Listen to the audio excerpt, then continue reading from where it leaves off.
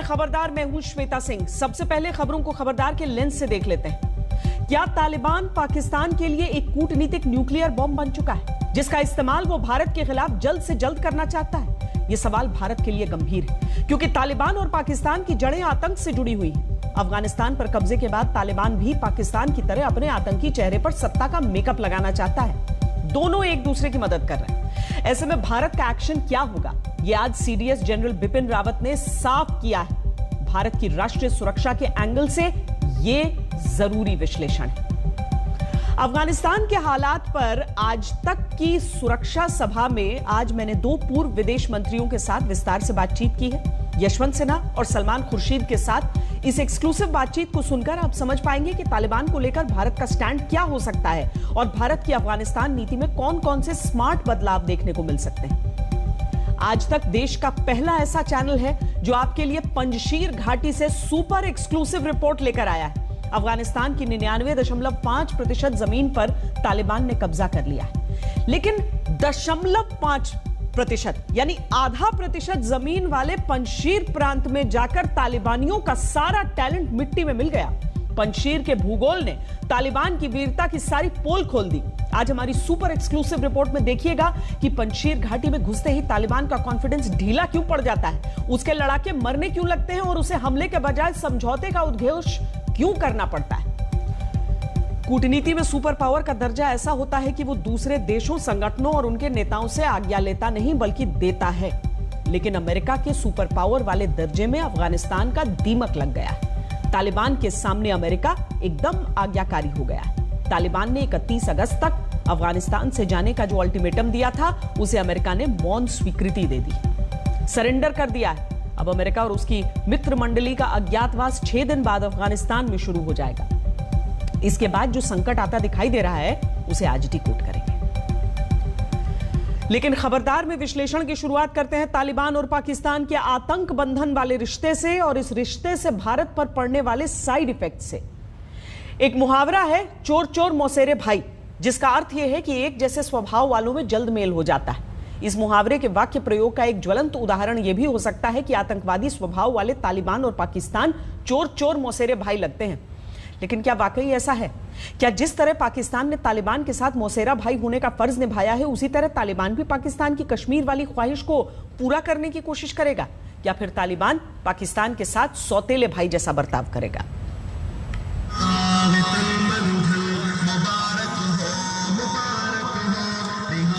तालिबान के मुरीद पाकिस्तान की इज्जत का जुलूस तो दुनिया भर में निकल चुका है, लेकिन ये वो वाला जुलूस नहीं है। ये जुलूस है अफगानिस्तान में डेपुटेशन पर गए लश्कर जैश के आतंकियों के वापस पीओके लौटने का।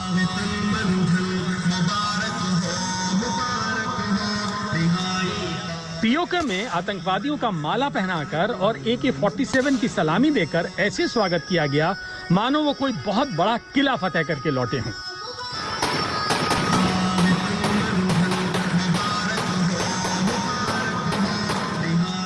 Dozens of Pakistani occupied Jammu Kashmir based Taliban who had gone to Afghanistan on the instructions of ISI and Pakistan Army to fight alongside the Taliban have started to return to Pakistani occupied Jammu Kashmir.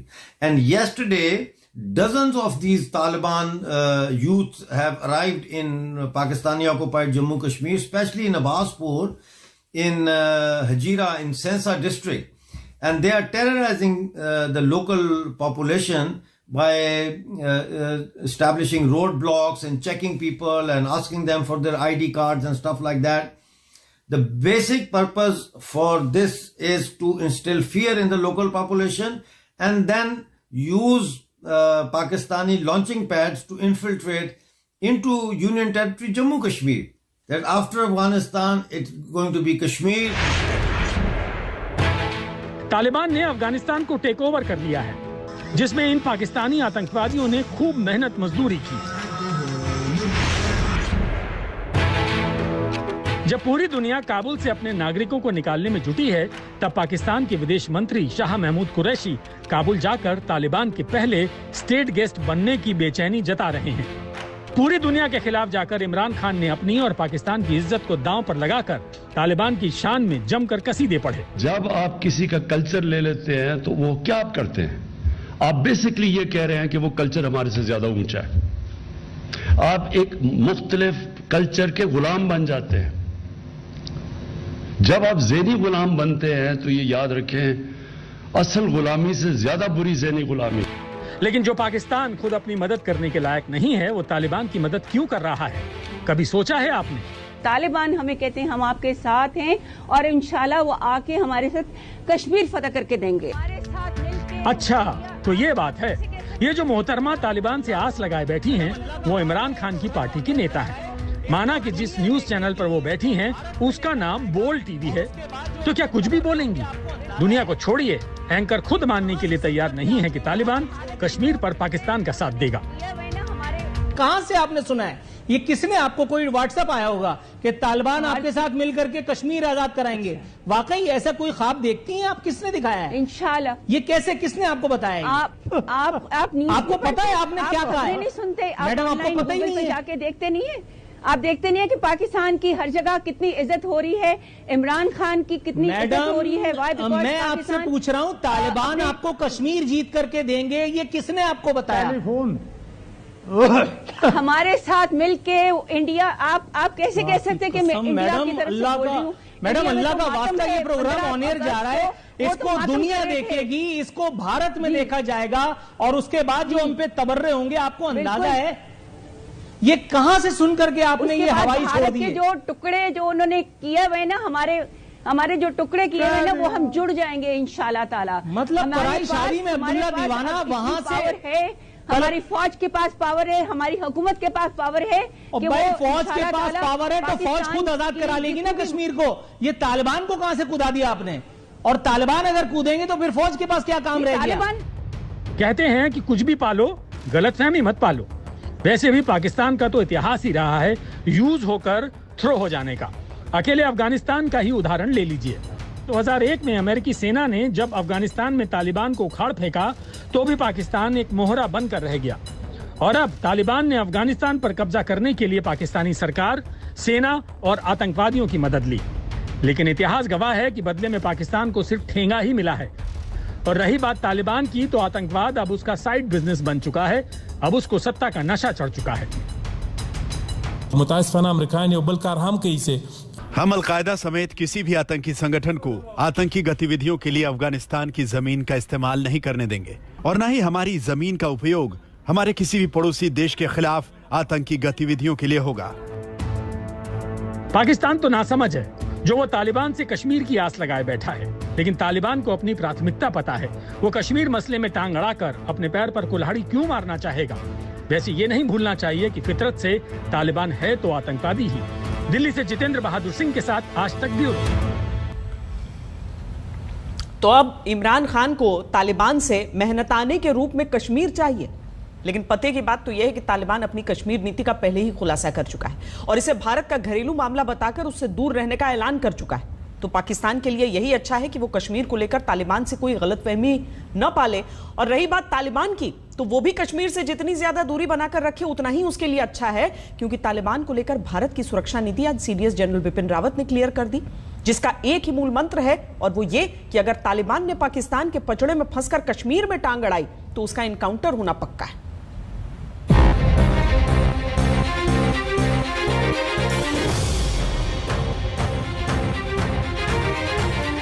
From the Indian perspective, we were anticipating a Taliban takeover of Afghanistan.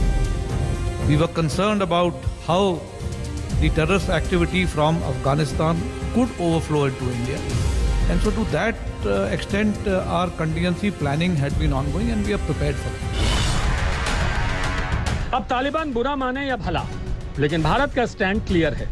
और सीधी बात यह है कि अगर तालिबान ने पाकिस्तान के चक्कर में पड़कर भारत से पंगा लेने की जरूरत की तो इसका एकदम करारा जवाब मिलेगा और इंस्टेंट मिलेगा, क्योंकि भारत की नजर में तालिबान वही 20 साल पहले वाला तालिबान है, एक आतंकवादी संगठन। Yes, the timelines have certainly surprised us because we were anticipating this thing happening maybe a couple of months down the line, but it is pretty much the same. It is the same Taliban that was there 20 years ago.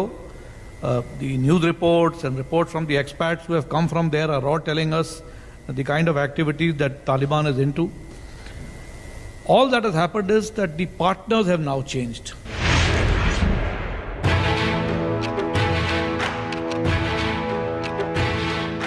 CDS general Bipin Rawat ने तालिबान को याद दिलाया है कि भारत के लिए वो वही 20 साल पहले वाला तालिबान है जिसके राज में कंधार हाईजैक कांड हुआ था।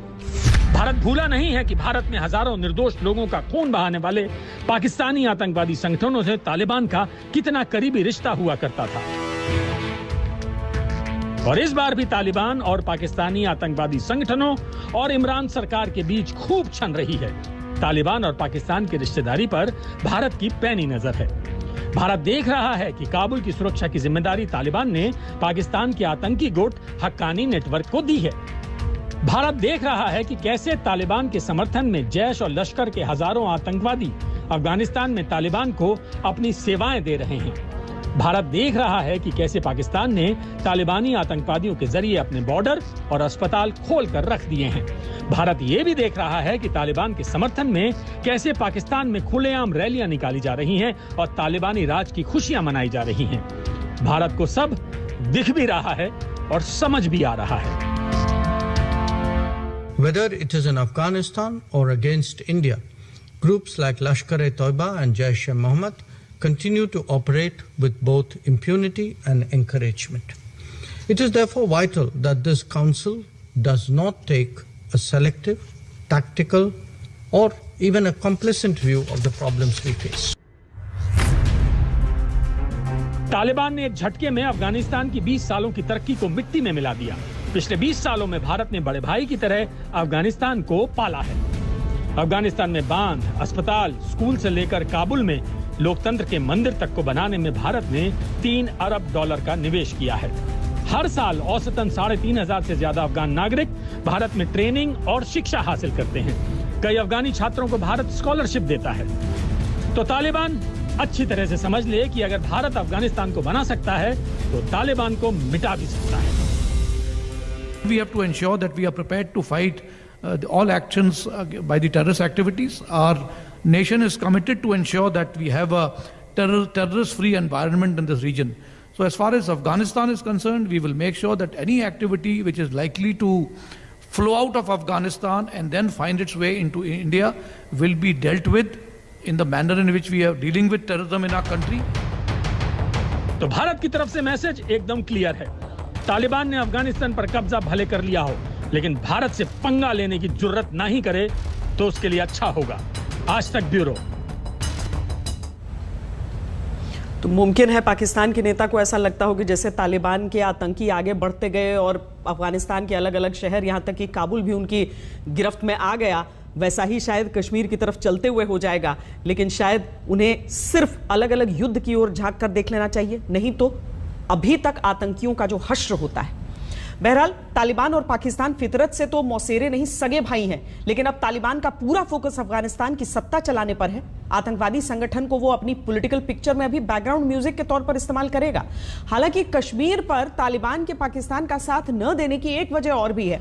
वो ये है कि आज भले ही पाकिस्तान तालिबान का मददगार बना है, लेकिन कल तक तो वो तालिबान के खिलाफ अमेरिका के साथ खड़ा था। अमेरिका ने अफगानिस्तान में तालिबान और अलकायदा के खात्मे के लिए पाकिस्तान को 20 सालों में $33 अरब की भारी भरकम आर्थिक मदद दी है। इसमें से $14.5 अरब से ज्यादा रकम सिर्फ पाकिस्तानी सेना को तालिबान से लड़ने के नाम पर मिल गई है। लेकिन इतना पैसा हजम करके भी पाकिस्तान ने अमेरिका की पीठ में छुरा घोंपा है और अब थाली के बैंगन की तरह वो तालिबान की तरफ लुढ़क गया है। अब तालिबान को लेकर अब दो बातें क्लियर हो चुकी हैं। एक तो ये कि अगर तालिबान पर भारत भरोसा नहीं करेगा, और दूसरी ये कि कश्मीर में तालिबानी घुसपैठ बर्दाश्त नहीं की जाएगी। लेकिन अफगानिस्तान को भारत इस तरह अकेला भी नहीं छोड़ सकता। इसीलिए भारत सरकार ने कल यानी गुरुवार को एक सर्वदलीय बैठक बुलाई है, जिसमें सभी राजनीतिक दल राय देंगे कि तालिबानी सत्ता वाले अफगानिस्तान को लेकर भारत की क्या रणनीति होनी चाहिए, तालिबान के साथ भारत का कूटनीतिक रुख कैसा रहना चाहिए। इसी विषय पर आज तक के खास कार्यक्रम, जो कि आज दिन भर चला, सुरक्षा सभा में आज मैंने देश के 2 पूर्व विदेश मंत्रियों यशवंत सिन्हा और सलमान खुर्शीद से चर्चा की, जिसमें उन्होंने भारत सरकार को कुछ सुझाव दिए। आप भी सुनिए। आपके अनुभव के जरिए यशवंत जी, हम ये समझना चाहेंगे कि इस समय तालिबान को लेकर भारत का जो रुख है या जो बातचीत चल रही है, जो संशय है, जो आशंकाएं उसे लेकर चल रहे हैं, आपके हिसाब से क्या वो सही है या मिसप्लेस्ड है? देखिए, पहली बात जो मैं आपसे कहना चाहूंगा बहुत ही अदब के साथ, संकोच के साथ, वो ये है कि अफगानिस्तान के मसले को और उस खास करके तालिबान के मसले को हमको भारत की राजनीति के साथ जोड़ के नहीं देखना चाहिए। मैं देख रहा हूं कि यहाँ पर एक प्रचलन चल पड़ा है कि हम उसको भारत की राजनीति के साथ जोड़ के देख रहे हैं, और जो लोग समाज को बांटने में विश्वास करते हैं, उन लोगों को एक बड़ा हथियार मिल गया है, तालिबान अफगानिस्तान। एक दफा ये क्लियर हो जाए कि भाई हमको डोमेस्टिक पॉलिटिक्स हमारी अलग है, फॉरेन पॉलिसी हमारी अलग है। अब तालिबान के साथ हमारा क्या व्यवहार होना चाहिए, ये क्या इस पर नहीं निर्भर करेगा कि किस प्रकार की सरकार काबुल में बनती है। और मान लीजिए कि कहने के लिए मैं कह रहा हूँ कि कोई, क्योंकि हामिद कारज़ाई के साथ, अब्दुल्ला के साथ तालिबान के नेताओं की बातचीत हुई है, अगर एक वहाँ पर राष्ट्रीय सरकार बनती है, सब लोगों को मिला जुला के सरकार बनती है, तो फिर भारत का रुख क्या होगा? अगर विशुद्ध रूप से तालिबान की सरकार बनती है तब भारत का रुख अलग होगा। अगर उसमें हक्कानी नेटवर्क को शामिल किया जाता है तो भारत का रुख जाहिर है अलग होगा। उसमें पाकिस्तान की दखल अंदाजी बढ़ती है तो जाहिर है भारत का रुख अलग होगा। तो कई इस तरह की चीज़ें हैं जो अभी स्थिर नहीं हुई हैं, सेटल नहीं हुई हैं, और उस पर नज़र रखना ज़रूरी है। अभी फ़िलहाल जो सबसे महत्वपूर्ण काम था वो था वहाँ जो भारतीय नागरिक हैं, भारतीय मूल के लोग हैं, उनको वहाँ से निकालना, वापस लाना, तो वो काम चल रहा है। हालांकि मैं फिर आपसे कहूँगा कि शायद भारत के राजदूत को काबुल छोड़कर इतनी जल्दी वहाँ से वापस नहीं आना चाहिए था। अगर वो वहाँ होते तो ये सब कोऑर्डिनेट करने में और क्या सच्चाई है उसके बारे में हम लोगों को सीधा उनसे एक सूचना मिलती। लेकिन खैर, जो हो गया वो हो गया। मैं ये कहूँगा कि अनिश्चितता को देखते हुए भारत को बहुत सावधानी के साथ अपनी नज़र अफगानिस्तान के ऊपर रखनी चाहिए और देखना चाहिए कि आगे क्या डेवलपमेंट्स होते हैं, और उसके आधार पर हमको अपनी नीति तय करनी। हर देश को अपने हित के लिए शर्तें तो लगानी पड़ती हैं, लेकिन शर्त एक देश तब लगा पाता है जब उसके पास नेगोशिएटिंग के लिए कुछ वेटेज होता है। वो आज हमारे पास है कि नहीं? कल के अफगानिस्तान में था, हमने जाकर सलमा डैम बनाया, हमने जाकर पार्लियामेंट की बिल्डिंग बनाई, उनके स्कूल बनाए, उनकी सड़कें बनाई, उनकी पावर लाइंस दिए, और उनके कितने लोगों को हमने यहाँ बुलाकर उनको स्कॉलरशिप देकर यहाँ उनको पढ़ाया। बहुत सारे वो नौजवान आज भी हमारे देश में हैं। तो हमारे पास कुछ वेटेज था, हम अफगानिस्तान के लिए कुछ कर रहे थे। आज की जो सरकार वहाँ बनने जा रही है उसके प्रति हमारा क्या वेटेज है, इस पर तो हमको यहाँ अंदरूनी चर्चा करनी पड़ेगी। उस वेटेज को रखते हुए ही कुछ निकलेगा, या फिर दुनिया में हम जितना पब्लिक ओपिनियन बना सकते हैं उसको देखकर कुछ हमारे लिए निकल सकता है। तो आज कह देना कि आप कंडीशंस लगा दीजिए, वो कहेंगे हम आपके कंडीशन नहीं मानते, तो कोई बात बनेगी नहीं। ये खेल इस वक्त बड़ा सेंसिटिव खेल है, बहुत संवेदनशील खेल है, और इसको बहुत आसानी से अपने हित में मोड़ना मैं समझता हूँ हमारे लिए एक बड़ी समस्या है।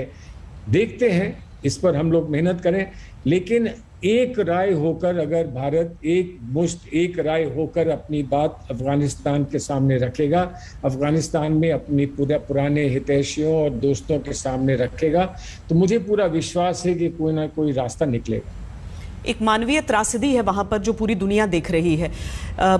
अफगानिस्तान में तालिबान ने कह दिया है कि जो अफगान के नागरिक हैं वो वहां से न निकलें, आप अपने अपने देशों के लोगों को ले जाएं। लेकिन दुविधा वहां पर भी आती है, अगर अफगानिस्तान के रहने वाले लोग ये चाहते हैं कि वो वहां से इवैक्यूएट किए जाएं, भारत को इसमें क्या स्टैंड रखना चाहिए? क्या हमें सिर्फ अपने नागरिक निकालने हैं या फिर?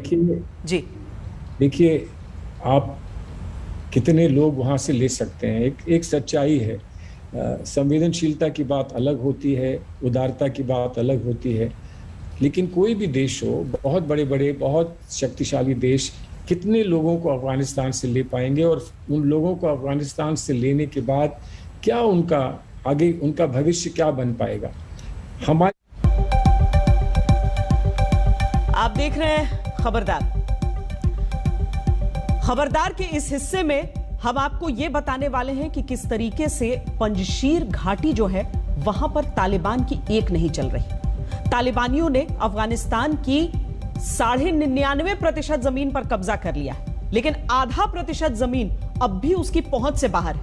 वहां तालिबान की हर चाल फेल हुई है और उसके सैकड़ों मुजाहिदीन मारे गए। अफगानिस्तान के 0.5% क्षेत्रफल वाले इस छोटे से हिस्से का नाम है पंजशीर। सुपर पावर अमेरिका का पैकअप करवाने वाला तालिबान पंजशीर प्रांत के आत्मविश्वास और शक्ति से हैरान है। नॉर्दर्न अलायंस के लड़ाके तालिबान को कड़ी टक्कर दे रहे हैं। पंजशीर की जो घाटियां तालिबान के विरोध का प्रतीक बन गई हैं, उन घाटियों में अब आज तक की टीम पहुंच गई है। आज तक के कैमरे में रिकॉर्ड हुई पंजशीर की एक्सक्लूसिव ग्राउंड रिपोर्ट में आज आप देखेंगे और समझेंगे कि आखिर इस इलाके में ऐसी कौन सी खास बात है, वहां का ऐसा कौन सा भूगोल है जिसने तालिबान को न सिर्फ रोक लिया बल्कि बातचीत की टेबल पर आने के लिए मजबूर कर दिया। एक अभेद्य किले में तब्दील हो चुके पंजशीर पर तालिबान का जोर क्यों नहीं चला? या पहली बार आज तक संवाददाता अहमद नवीद कोविश की एक्सक्लूसिव ग्राउंड रिपोर्ट में देखेंगे, जो उन्होंने सीधे पंजशीर से भेजी।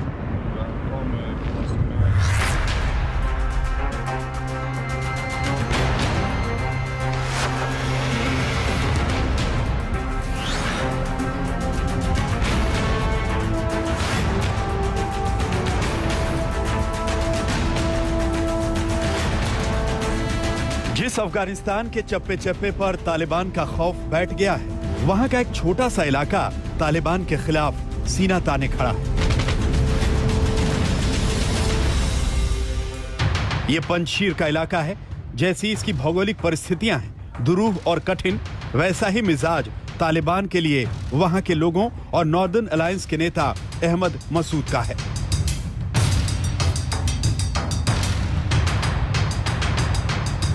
तालिबान के लिए वहां पर जीत दुरूह और कठिन है।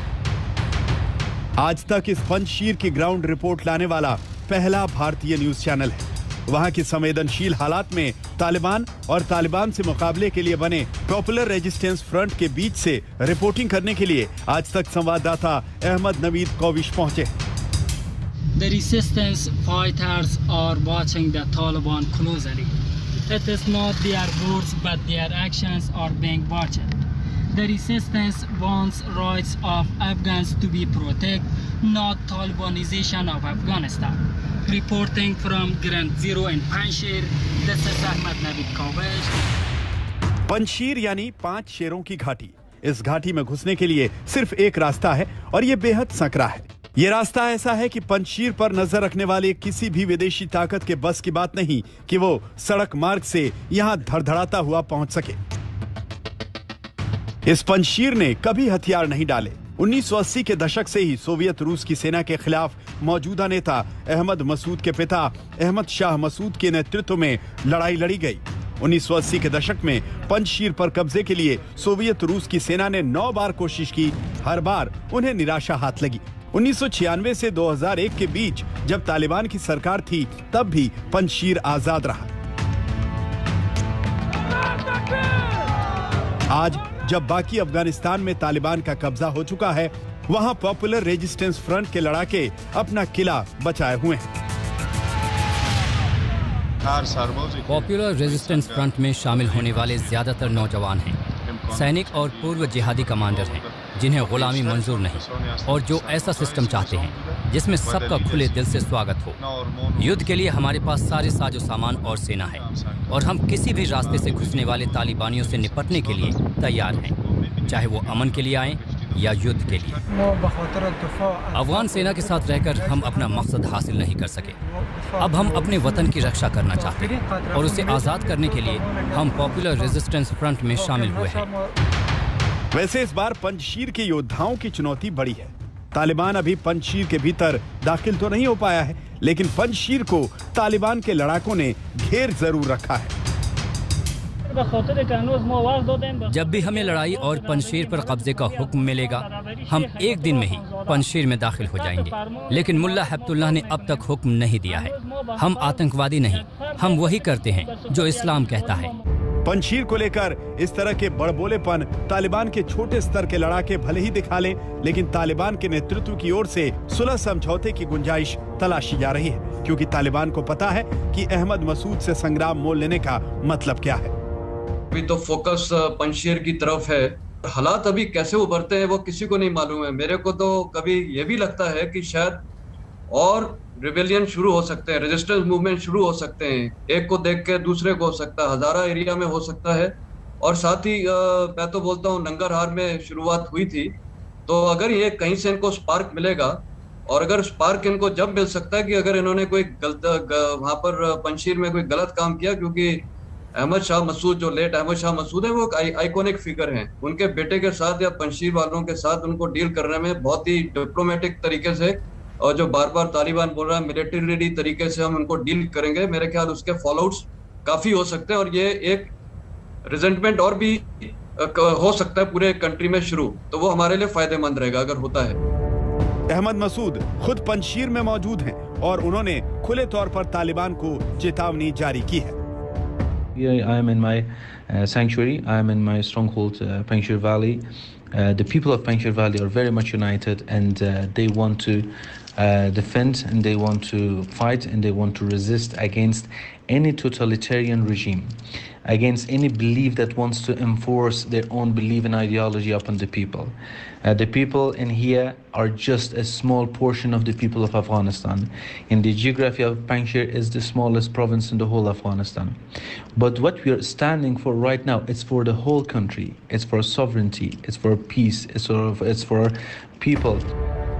पंजशीर पूरी तरह तालिबान के खिलाफ मैदान में डटा हुआ है। बीते दिनों तालिबान की ओर से घुसपैठ की कोशिश का जवाब गोलियों से मिला था।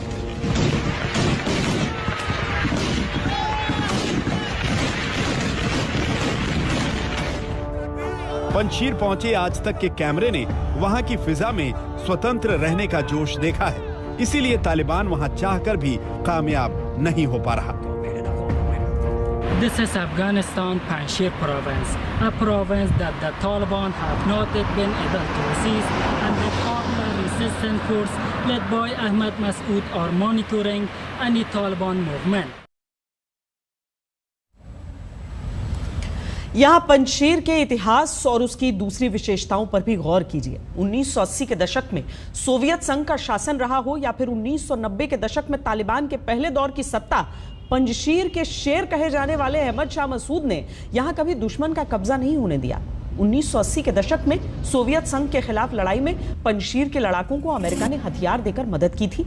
पाकिस्तान भी पैसा भेजता था, इसीलिए जंग में पंजशीर का सर कभी नहीं झुका। 1990 के दशक में अहमद शाह मसूद ने अफगानिस्तान के कई कबीलों को साथ जोड़कर नॉर्दर्न अलायंस बनाया। बाद में जब तालिबान सत्ता में आया तो यहां नॉर्दर्न अलायंस को भारत, ईरान और रूस ने मदद दी और यह इलाका तालिबान के कब्जे से बचा रहा। 1.5 लाख की आबादी वाले इस इलाके में ताजिक समुदाय के लोग ज्यादा हैं। इस समय कई दूसरे इलाकों के लोगों ने यह सोचकर पंजशीर में शरण ले रखी है कि उन्हें लगता है कि तालिबान इस बार भी पंजशीर का कुछ नहीं बिगाड़ पाएगा। लेकिन एक दिक्कत यह भी है कि पंजशीर की सीमा से लगने वाले हर इलाके पर तालिबान का कब्जा है। ऐसे में तालिबान जरूरी सामान और खाने पीने की चीजों की सप्लाई रोक सकता है। हालांकि कुछ ऐसी रिपोर्ट्स भी हैं जो ये कहती हैं कि पंजशीर घाटी में खाने पीने का इतना सामान और मेडिकल सप्लाई पहले से ही है कि कई महीनों तक उसका काम चल जाएगा। पंजशीर घाटी का इलाका इतना दुर्गम है कि दुश्मन उसके भूगोल से ही मात खा जाता है।